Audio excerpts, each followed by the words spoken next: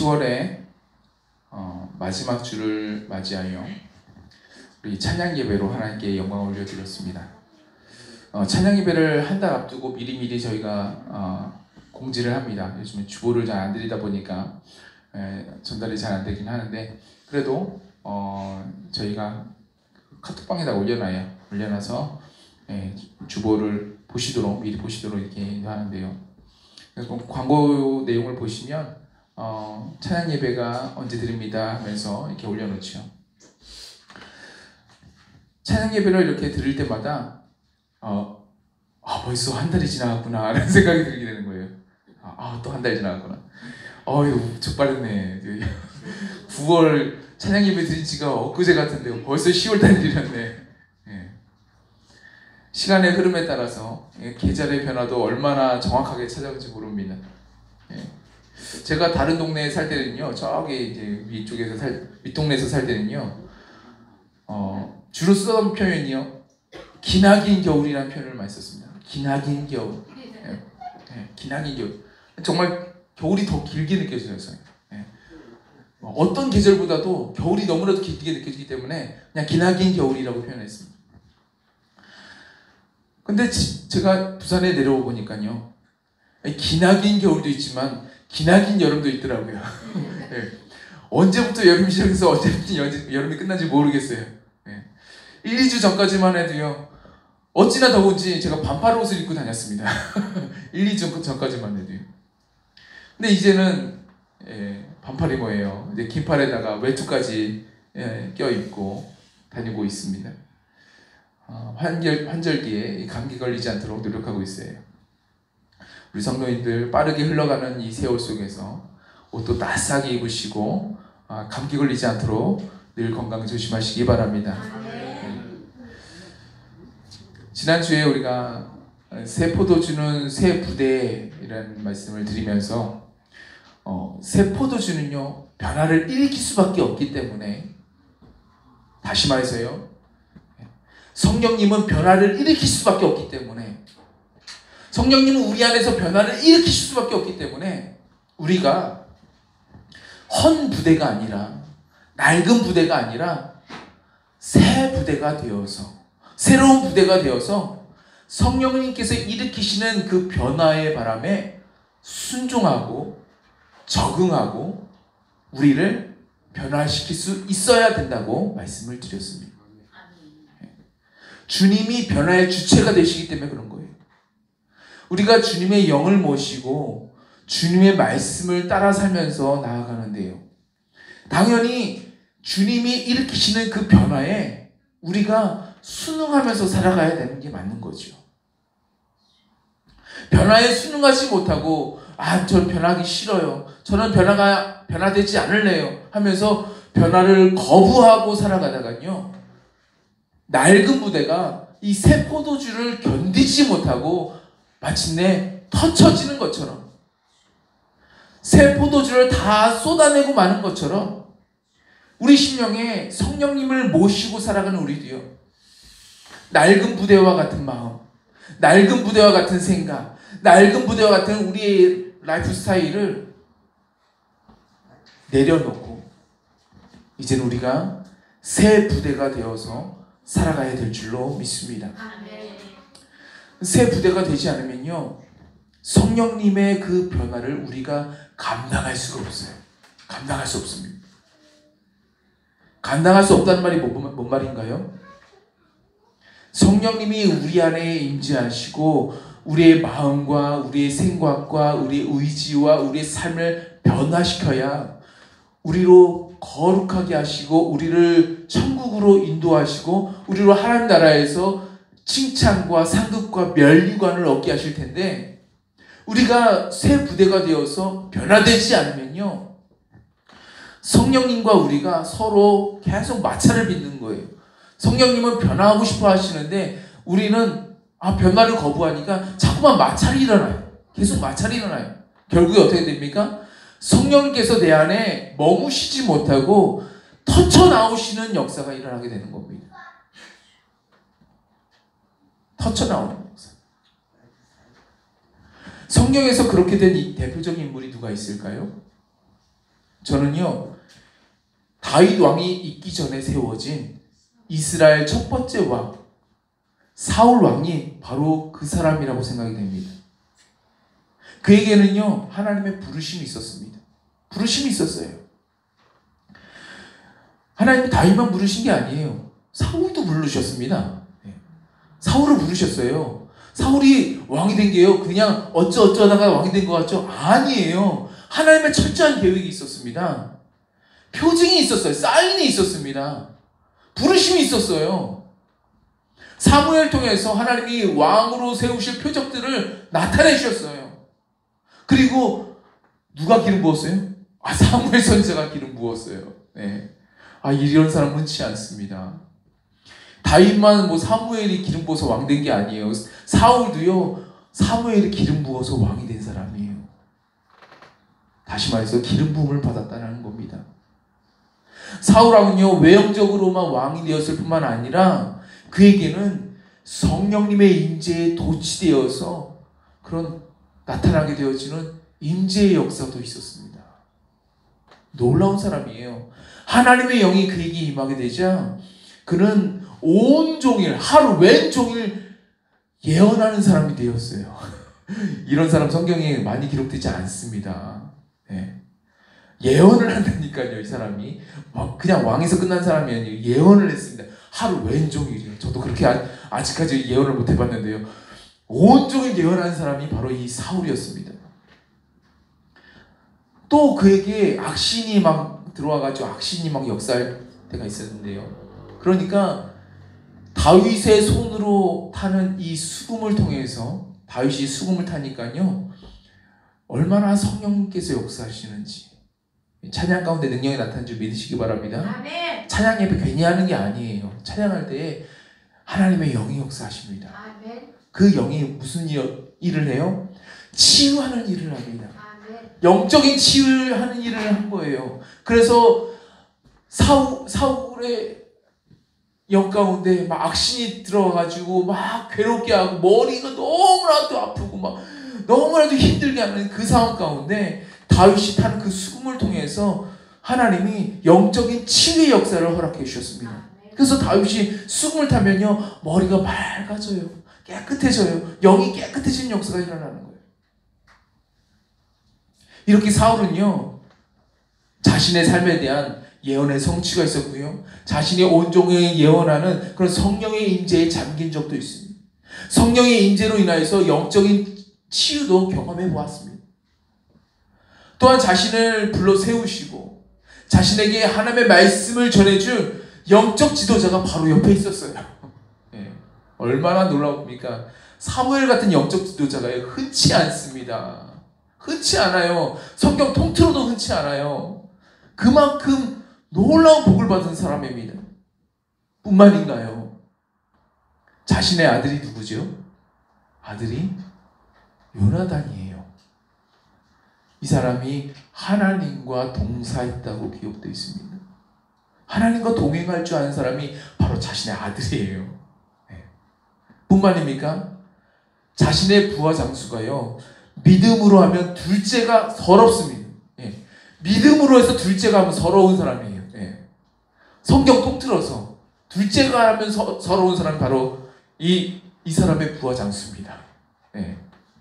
탁월한 다윗이에요. 다시 말해서 주변에 사무엘이 있었어요. 요나단이 있었습니다. 다윗이 있었습니다. 네, 주변에, 바로 자기 주변에 있었습니다. 그럼에도 불구하고 사울의 심령 안에 성령님께서 더 이상 머무실 수가 없는 거예요.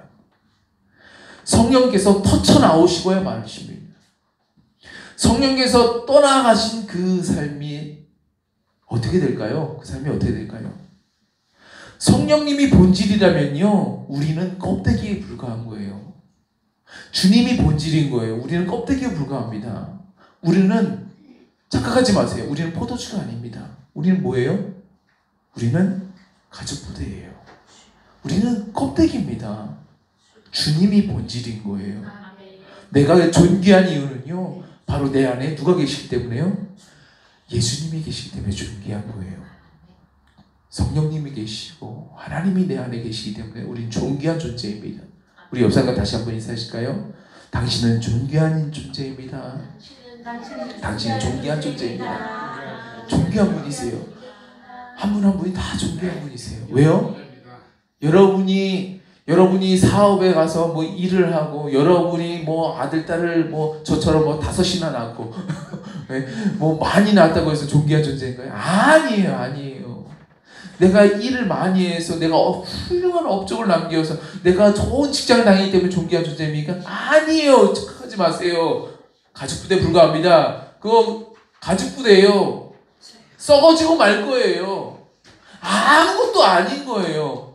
진짜는요, 내 안에 계신 주님이, 내 안에 계신 예수님, 내 안에 계신 성령님, 내 안에 계신 하나님이 존귀하시기 때문에 우리가 그분을 모시고 살아가기 때문에 우리가 존귀한 존재가 되는 겁니다.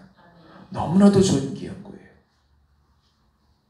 다시 말해서 성령님이 너무나도 존귀한 분이신데 그분이 내 삶 가운데서 떠나가게 되면요, 우리 삶은요 아무것도 아니게 되는 거예요.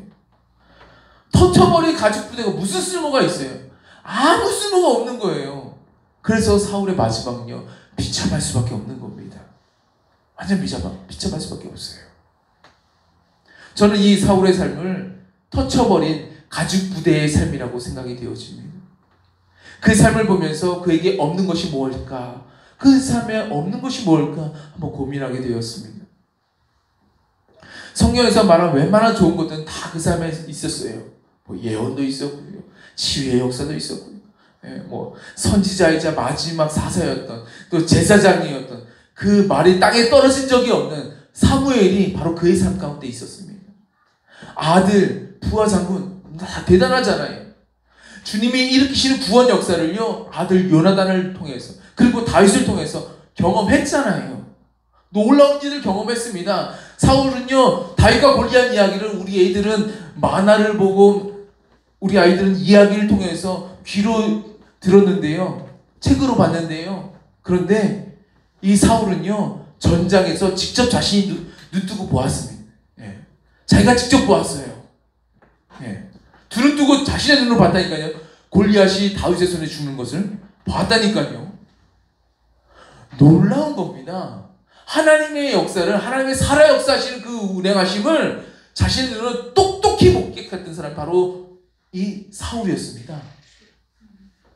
하나님의 기적을 체험하고 하나님의 구원하시는 역사를 경험하면요, 우리 안에 일어나는 게 있잖아요. 뭐가 일어납니까? 바로 경외함이 일어나는 겁니다. 하나님이 두려워지는 거예요. 사울의 삶 속에는요, 하나님의 부르심과 하나님의 기적들과 하나님의 도우심의 손길들이 많았음에도 불구하고 사울의 마음 안에는요, 경외함이 일어나지가 않아요. 경외함이 일어나지 않습니다. 경외한다는 건요, 공경할 겸 두려울 외 공경하면서 두려워한다는 말이에요. 우리 젊은이들 같은 경우에 삶에서 이 공경할 겸 경외할 게, 경외라는 말 자주 사용하지 않는 단어인 것 같아요. 그런데 성경에서는요, 이 단어가 아주 빈번하게 등장을 합니다. 아브라함, 이삭, 요셉, 모세, 오늘 말씀이 모세의 설교 중에 나타난 말씀이죠. 다윗과 솔로몬, 뭐 얘기할 것도 없습니다. 다윗이 쓰신 시, 솔로몬 쓴 책, 얼마나 많이 등장하는지 모릅니다. 우리는 경외라는 단어조차도 매우 생소하게 느껴지지만 성경에서는요, 경외라는 단어가 무척 중요한 단어인 겁니다. 우리가 교회 성도를 향해서 뭐라고 부르지요? 교회 성도들 향해서, 아, 저 사람요, 믿는 사람이에요. 아, 믿는 사람이야. 이렇게 생각을 하죠. 아, 예수 믿는 사람이야. 이렇게 부릅니다. 신약 성경에서는요, 그리스도인, 영어로 크리스찬이라고 불렀습니다. 왜요? 예수는 그리스도라고 계속 가르치니까요, 예수는 그리스도, 예수는 그리스도, 예수는 그리스도 하니까, 아, 저 사람은 그리스도인이야, 크리스찬이야. 맨날 그리스도밖에 몰라. 그래서 그리스도인 된 거예요. 그렇게 전도를 하고 그렇게 강조를 하니까 크리스찬이 되었습니다. 근데 구약 성경에서는요, 믿는 사람들을 걸어서 크리스찬이라 하지 않습니다. 그리스도인이라 하지 않아요. 믿는 사람들을 향해서 뭐라고 표현했을까요? 예. 예수님이 아직 등장하시기 전이라서 크리스찬이라고 부르지 않습니다. 그리스도인이라고 부르지 않습니다. 예수 믿는다고 표현하기 어렵습니다. 그럼 뭐라고 얘기될까요? 아, 성령의 사람? 하나님의 사람? 뭐 이렇게 얘기될까요? 아니에요. 보통 뭐라고 부르냐면요, 여호와를 경외하는 사람이라고 불렀습니다. 예. 믿는 사람을 가지고 여호와를 경외하는 사람이라고 얘기합니다. 하나님의 뜻대로 사는 사람을 아, 저 사람 여호와를 경외하는 사람이다 라고 얘기합니다. 요셉이 애굽의 이집트의 총리가 됐을 때에, 총리가 되어가지고 이집트를 다스리고 있는데 그때 가나안에서 형들이 찾아오죠. 10명의 형들이 찾아옵니다. 그때 요셉은 꿈을 성취하기 위해서 일본의 형들에게 자신이 요셉이라는 걸 드러내지 않아요. 그냥 총리로 있습니다. 근데 자신을 표현할 때 이런 표현을 써요. 자신을 표현할 때 나는 하나님을 경외하노니 이라고 표현합니다. 나는 하나님을 경외한다고 표현해요. 그만큼 하나님을 경외한다는 것은요, 하나님의 말씀을 순종하며 살아간다. 하나님이 원하신 대로 살아간다. 사람들을 인자하게 대한다. 왜? 하나님의 사랑의 신이 때문에. 세상에 많은 신들을 거부한다. 왜? 하나님을 경외하기 때문에. 나 자신의 탐욕과 나의 욕망대로 사는 것이 아니라 주님 뜻대로 살기로 했네. 주님 뜻대로 살기로 했네. 주님 뜻대로 살기로 했네. 뒤돌아서지 않겠네. 이 모든 말씀을 다 한마디로 요약하면요, 하나님을 경외한다 라는 말이 되는 겁니다. 난 하나님을 경외한다. 사울이 만약 하나님을 경외하는 마음이 그 안에 있었더라면 아무리 급한 상황이라 할지라도, 아무리 위급한 상황, 적들이 쳐들어오고 있는 아주 위급한 상황이라 할지라도, 제사장도 아닌 내가 스스로 제사장이 되어서 하나님께 제사를 드릴 수 있습니까? 하나님의 말씀대로 아말렉의 그 모든 것들을 다 진멸해야 되는데 하나님이 말씀하셨거든요. 직접 말씀하셨거든요. 사무엘 선지자를 통해서 너는 아말렉을 완전히 진멸해라 라고 말했거든요. 남겨두지 말고 진멸해라 라고 했는데 그 하나님의 말씀을 반만 지키는 거예요. 그래서 진멸하긴 해요. 진멸합니다. 그런데 내 눈에 보기에, 나 자신의 눈에 보기에 좋은 것들은 살리고 안 좋은 것들, 자신의 눈에 보기에 좋은 거, 살찐 거, 아름다운 것들은 놔둬요. 그리고 가치 없는 것들은 모조리 죽여버립니다. 이렇게 순종했던 거예요. 이런 행동들은요, 사울 안에 하나님을 향한 경외함이 턱없이, 정말 턱없이 부족했음을 보여주는 겁니다. 정말 하나님 두려워하면 하나님의 말씀은 그따구로 믿을까요? 그따구로 살아갈까요? 경외한다는 말이 뭐예요? 하나님을 공경하고 하나님을 두려워해서 내 뜻대로, 내 마음대로 행하지 못하고 오직 하나님이 원하시는 뜻대로만 행한다는 건 아니겠어요? 그런데 하나님이 사무엘 선지자를 통해서 직접 하신 명령조차도 직접 들려줬는데도 불구하고 이렇게 불순종해요?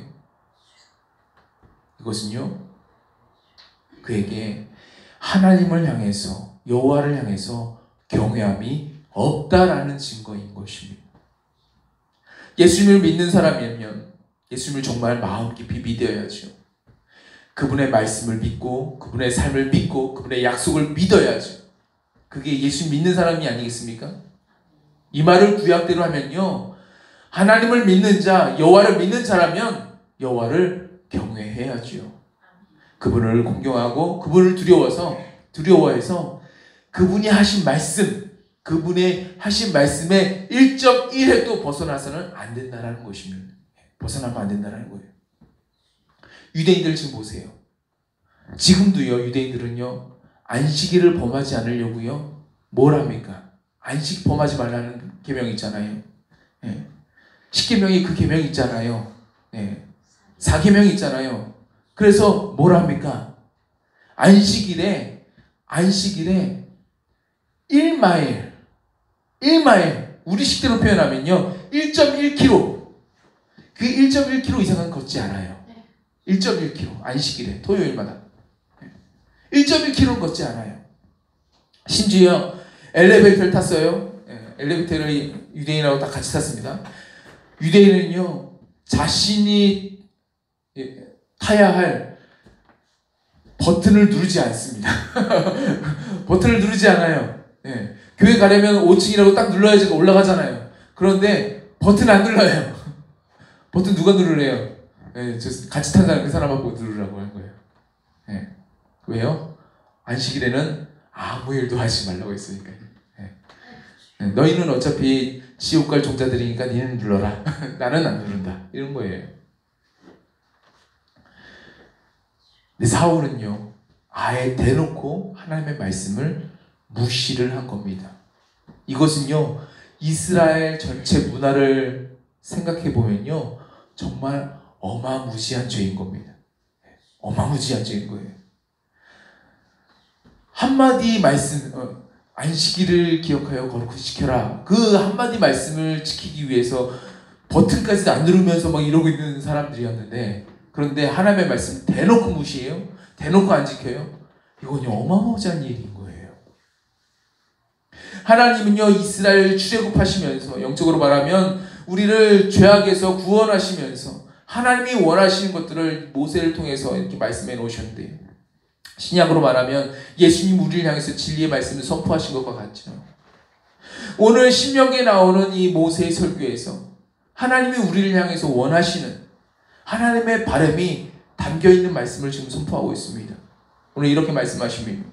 이스라엘아, 내 하나님 여호와께서 내게 요구하시는 것이 무엇이냐? 곧 내 하나님 여호와를 경외하여 그의 모든 도를 행하고 그를 사랑하며 그 마음을 다하고 뜻을 다하여 내 하나님 여호와를 섬기고 내가 오늘 내 행복을 위하여 내게 명하는 여호와의 명령과 규례를 지킬 것이 아니냐. 이렇게 말씀하고 있습니다. 핵심이 뭐예요? 경외하라는 거예요. 내 하나님 여호와를 경외하라는 게 핵심인 겁니다. 예수님이 하신 말씀과 비슷해요. 주님은 우리에게 가르쳐 주신 큰 계명, 가장 큰 계명, 너희는 마음을 다하고 뜻을 다하여 주 너의 하나님을 사랑하라. 이것이 크고 첫째 되는 계명이다 라고 말씀하시죠. 예수님께서도 모세를 통해서 전하신 그 구약의 말씀을 벗어나지 않으셨습니다. 벗어나지 않으셨어요. 이게 가장 크다라는 거예요. 근데 그 구약의 말씀대로 마음을 다하고 뜻을 다해 주 너의 하나님을 사랑하려면 뭐가 필요해요? 네, 주님의 말씀대로 순종함이 필요한 겁니다. 주님 사랑해요 하면서 그 말씀하신 말씀을 거부하고 벗어난다면요 사랑하는 게 아니지요. 근데 때로 주님의 말씀은요 내 육신의 소욕과 부딪힙니다. 내 육신의 정욕과 부딪혀요. 내 안에 있는 탐욕이 부딪힙니다. 내 안에 있는 안목의 정욕, 이생의 자랑, 육신의 정욕, 하나님의 말씀과 부딪힙니다. 그럼에도 불구하고 내 자아를 꺾고 내 안에 욕심을, 내 탐욕을 꺾고 내 안에 육신의 소욕을 꺾고 오직 주님의 말씀대로 살아가려면요 뭐가 필요한가요? 바로 여호와를 경외함이 내 안에 있어야 된다는 말입니다. 경외해야 된다는 거예요. 저는요 모태신앙으로 자라왔습니다. 그래서 잘 못해요. 얼마나 못하는지 모릅니다. 목회자가 되어가지고요 큰 교회, 작은 교회, 정말 대형 교회, 초대형 교회부터 시작해가지고 조금 큰 교회, 중간 교회, 작은 교회, 소형 교회죠. 그리고 개척교회까지, 오래된 교회, 개척교회까지 죄다 경험해보게 됐습니다. 하나님이 그렇게 인도하시더라고요. 저는 저의 삶을 그렇게 인도해 가신 하나님의 그 뜻이 어떤 뜻이 있을 거라는 생각이 됩니다. 그런데 경외함에 있어서도 느끼는 부분이 있습니다. 먼저 첫 번째로 교회들을 다니다 보니까요 우리나라 믿음의 선조들 가운데 경외함이 있었다는 것을 발견하게 되었습니다. 우리 믿음의 선조들이 경외함을 갖고 있었어요. 우리나라에 부흥이 온 건요 괜히 온 게 아닙니다. 어쩌다 온 게 아닙니다. 뭐 기적처럼 온 게 아닙니다. 우리 믿음의 선조들 가운데 경외함이 있었습니다. 우리나라 믿음의 선조들이 얼마나 하나님을 경외하는지 아시나요? 우리 교회는 지금 제단에다가 장판을 깔아놨습니다. 예, 장판을 깔아놨어요. 예, 근데 오래된 교회에서는 어떻게 하는 줄 아세요? 오래된 교회에서는요, 보통 카페트를 깔아놓습니다. 예, 무슨 색이요? 빨간색, 진한 빨간색을 깔아놓습니다. 예. 분홍색 안 깝니다. 아무리 우리 샤론이가 분홍색 좋아해도 분홍색 안 깝니다. 빨간색 깔아놓습니다. 왜요? 보혈의 색이기 때문에. 주의 제단에 지금 피 흘림이 있다라는 거예요. 그래서 빨간색으로 깔아놓은 겁니다. 이 제단에서 교회에서는 절기마다 행사마다 여러 가지 장식들을 막 해야 되고요. 현수막을 바꿔야 되고요. 꽃꽂이도 매주 해야 됩니다. 예, 매주. 예. 어마무지하게 화려하게 합니다.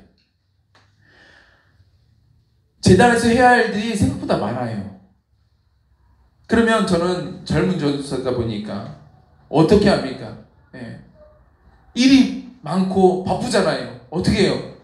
예. 밑에다가 이제 신발을 벗고요. 신발을 벗고 그리고 폴짝 뛰어가지고 예. 여기 뛰면 무너지는데 폴짝 뛰어가지고 예. 해야 할 일들이 막 여러 가지 있으니까 빨리빨리 이제 처리해 나갑니다. 해야 할 일들이 많으니까 걸어 다닐 수 없습니다. 막 바쁘게 펄짝펄짝 뛰면서 다닙니다. 그런데요, 우리 나이 드신 권사님들, 예. 70대, 80대, 90대 뭐 할머니들, 예. 제가 보기엔요 행동이 그렇게 굼뜰 수가 없어요. 너무나도 굼뜹니다. 우선 신발을 벗어요. 근데 그 신발을요 가만히 두지 않고요 가지런히 넣습니다. 예. 가지런히 놔요. 얼마나 가지런히 몰라요. 강당에 슬퍼가 있는데도 불구하고 슬퍼를 신지 않습니다. 예. 심지어는요 양발도 바꿔 신어요. 양발을 바꿔 신다니까요. 강당에서 신는 양발을 내가 여기서 신는 양발 가지고 여기서 신으면 안 된다고 생각을 해요. 그래가지고 양발을 여기서 바꿔 신다니까요. 예. 새 양발을 가져와서 여기서 신습니다. 예. 절대로 여기 있는 슬리퍼, 여기에 있는 뭐 다른 거 어떤 걸 사용하지 않습니다. 그리고 놀라운 건요, 제단에 앞정이 없거든요. 깔끔하게 다 청소했기 때문에 앞정이 없어요. 그런데 이분들이 이 제단에서 설설 깁니다. 네. 야금야금. 예, 이렇게 다녀요. 이렇게. 예. 저는 펄쩍펄쩍 막 다니고 있는데 이분들은 예, 설설 깁니다. 이렇게 다녀요. 예. 보셨는지 모르겠어요. 허리를 펴고 걸어가신 분을 제가 못 봤습니다. 예. 허리를 굽혀서 살살 기는 거예요. 무슨 죄인 마냥 쪼그려서, 예. 이게 허리도 쪼그리시면요 어깨도 움츠려가지고 이렇게 살살 깁니다. 예. 그리고요 나올 때는요, 예, 왕궁 사극에서 보셨죠? 네, 뒤로 나옵니다. 이렇게. 예. 절대로 앞으로 당당하게 걸어 나온 사람 못 봤습니다. 예. 뒤로 설설 나옵니다. 그런 모습 보셨어요 혹시? 예. 보신 적 있으신가요? 주님의 제단이라고 함부로 하지 않는 거예요. 제단에서만 그런가요? 아니요. 목회자를 대하는 것도 달라요. 다릅니다. 아니 목사님한테 혼날까봐 그런 거 아니에요? 아, 옛날 목사님들이 야단을 많이 쳤거든요. 네.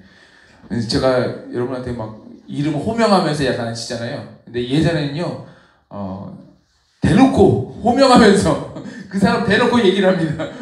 네. 그렇게 얘기했었어요 예전에는. 그렇다고 해서 목사님한테 혼날까봐 그렇게 하는 게 아니에요. 목사님이 주님의 종이기 때문에 주의 종을 향한 공경함과 존경함과 두려운 마음이 함께 있는 겁니다. 그래서 교회 옆에, 옛날 교회들은 다 교회 옆에 바로 사택이었어요. 교회 옆에 바로 사택이 있는데도 불구하고 함부로 사택을 들어가지 않아요. 안 들어갑니다. 들어갈 수 있어요. 아니, 목사님 차 한잔 마시러 왔어요. 이렇게 할 수 있어요. 근데 안 들어가요. 안 들어가요.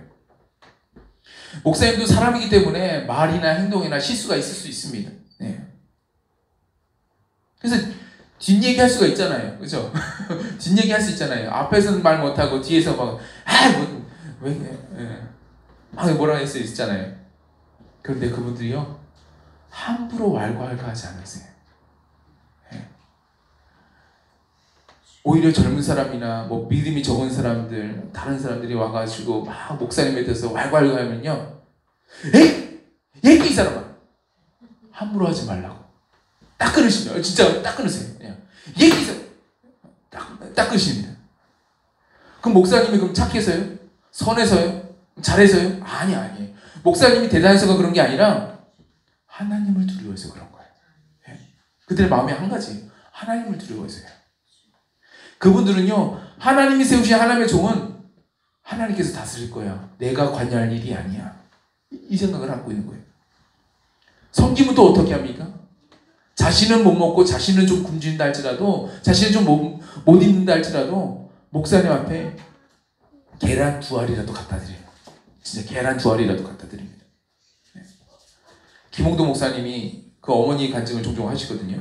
네, 하시는데 꼭 이런 이야기를 하세요. 우리 집은 못 먹고 못 입고 정말 사형제가 있지만 뭐 못 먹고 못 입는 그런 형편인데 하루는요 집안에 소고기가 생긴 거예요. 소고기. 이따만 소고기. 얼마나 맛있어 보이는지, 얼마나 보기만 해도 그냥 살살살살 녹을 것만 같은 그 소고기. 그런데요, 어머니가 눈독을 들이고 있는 그 자식들에게 절대 손대면 안 돼. 절대 손대면 안 돼. 그냥 싹 그냥 끊어버립니다. 그리고 그 소고기를 신문지로 포장을 해가지고요, 바로 목사님께 전부 다 갖다 드리는 거예요. 아니, 좀 남기면 좀 어때요, 좀? 예? 그 아이들 맛이라도 좀 볼 수 있게 조금은 살짝 잘라도 되잖아요. 아니, 전부를 갖다 드려요. 이러한 어머니의 삶이 자신과 그 형제 김선도 목사님, 김국도 목사님 다 서울의 대형교회잖아요. 초대형 교회잖아요. 놀라운 축복을 받은 비결이라고 간증을 하시는 거예요. 저도 그렇게 믿습니다. 두 번째로요, 제 경험에 의하면요, 제 경험입니다. 은혜 받은 사람은요, 경외함이 막 우러러 나옵니다. 은혜 받은 사람. 큰 교회, 작은 교회, 오래된 교회, 개척교회, 뭐 제가 다 다니면서 느낀 점 중에 하여튼간 은혜 받으면요, 경외함이 생겨요. 네. 은혜 받은 사람은 달라집니다. 마음의 성령의 감동, 가마의 물결들이 막 밀려온 사람들은요, 막 눈물 흘리면서 하나님의 은혜를 경험한 사람은요, 그 은혜를 주신 하나님, 그리고 그 은혜의 통로가 되어주신 다른 사람들, 그까지도 공경하는 마음, 존경하는 마음, 더해서 두려워하는 마음까지도 생기게 되더라는 것입니다.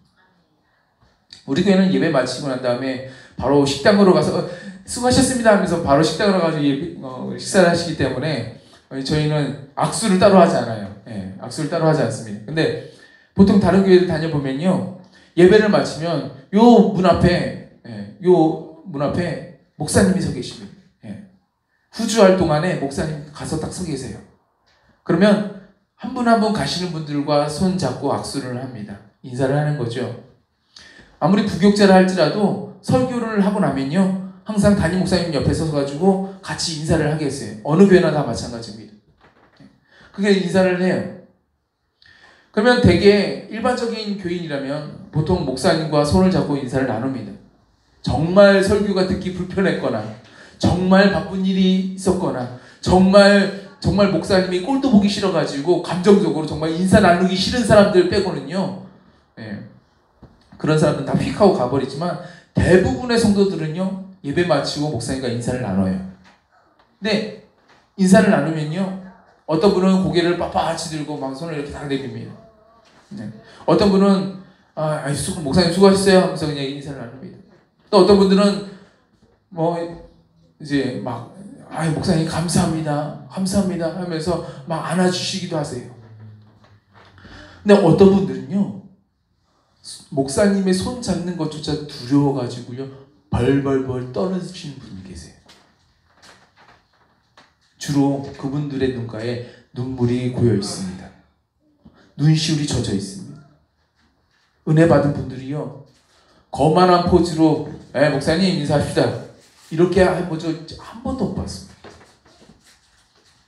성품상 겸손한 분들도요, 고개 숙여서 인사를 하긴 해요. 그런데 은혜를 많이 받는 분들은요, 인사에도 경외함이 묻어져 나옵니다. 오늘 말씀과 같이 여호와를 경외하는 사람은요, 마음의 할례를 받은 사람입니다. 목을 꼿꼿이 하지 않습니다. 교만한 말, 교만한 행동하지 않습니다. 심지어 여호와를 경외하는 사람은 다른 사람을 대할 때에도요 교만하게 대하지 않습니다.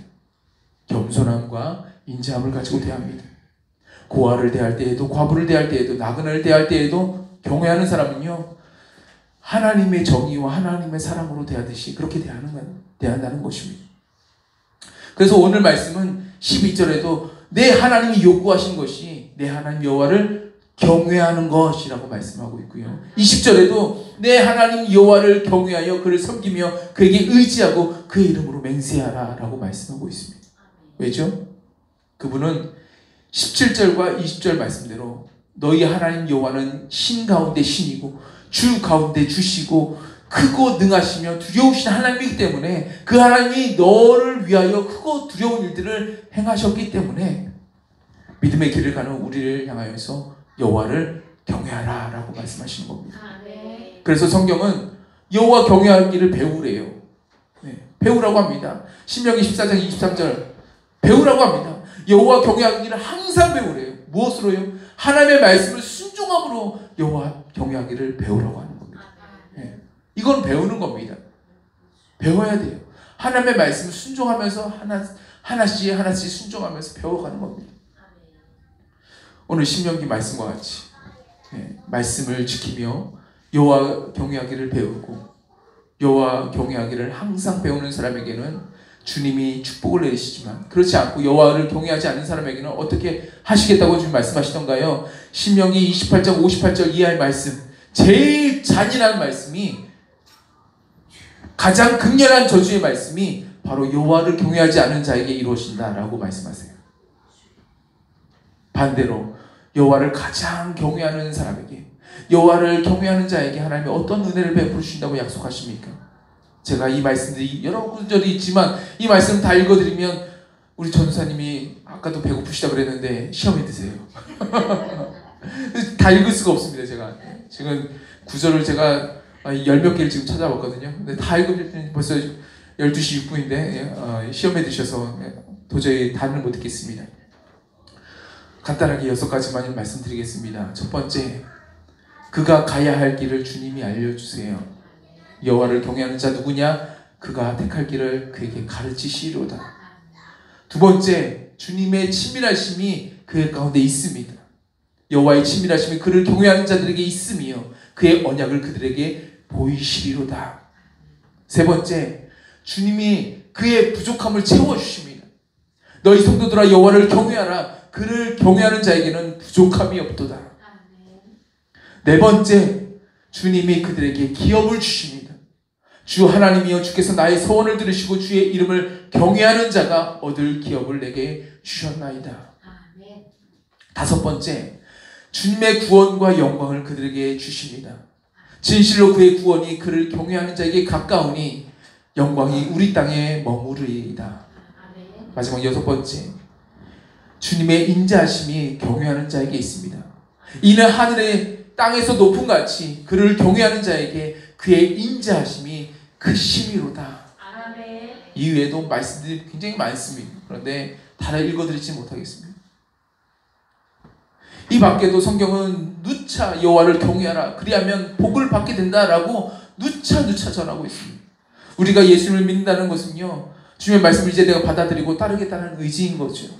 그 말씀을 따르면서 우리가 배워야 할 것은요, 바로 여호와 경외하는 것을 배워야 되는 겁니다. 성경은 우리에게 경외하는 자가 받게 될 축복과 은혜를 전하고 있습니다. 따라서 우리가 걸어가야 될 길은요, 바로 여호와를 경외하는 길입니다. 여호수아는요, 가나안 땅을 정복하고 나서 이스라엘 백성들에게 이렇게 선포합니다. 그러므로 이제는 여호와를 경외하며 온전함과 진실함으로 그를 섬기라. 네, 마지막 말이 이거라니까요. 저와 여러분 모두가 여호와 경외하기를 배워가시길, 항상 배워가시길 주님의 이름으로 축복합니다. 기도하겠습니다.